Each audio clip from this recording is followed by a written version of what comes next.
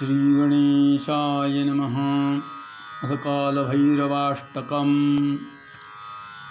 देवराजसेव्यमान पावनाङ्घ्रिपङ्कजं व्यालयज्ञसूत्रमिन्दुं शेखरं कृपाकरं नारदादियोगिवृन्दवन्दितं दिगम्बरं काशिकापुरादिनाथ कालभैरवं भजे।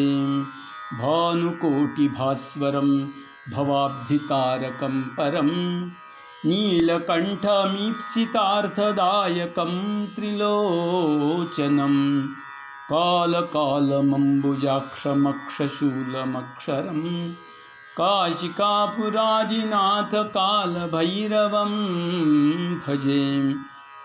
शूलटङ्कपाशदण्डपाणिमादिकारणं श्यामकायमादिदेवमक्षरं निरामयं भीमविक्रमं प्रभुं विचित्रताण्डवप्रियं काशिकापुरादिनाथ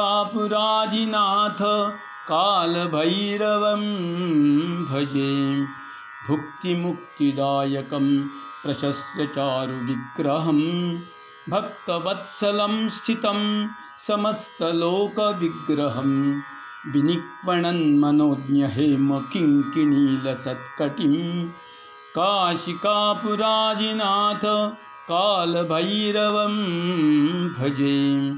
धर्मसेतुपालकं त्वधर्ममार्गनाशकं कर्मपाशमोचकं सुशर्मदायकं विभुं स्वर्णवर्णशेषपाशशोभिताङ्गमण्डलं काशिकापुरादिनाथ कालभैरवं भजे।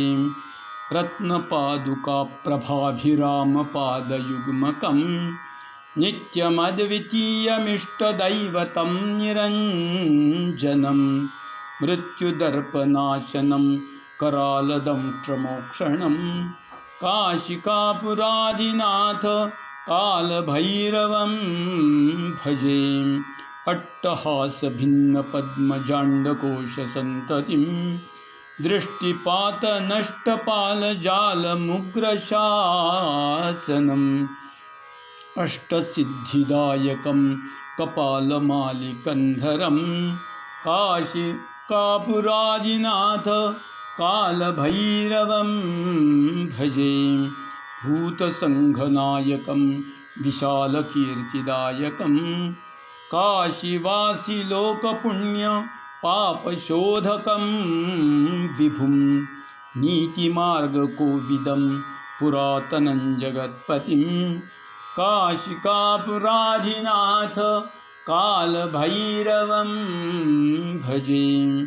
कालभैरवाष्टकं पठन्ति ये मनोहरं ज्ञानमुक्तिसाधनं विचित्रपुण्यवर्धनं शोकमोहदैन्यलोभकोपतापनाशनं ते प्रयान्ति कालभैरवाङ्घ्रिसन्निधिं ध्रुवम्।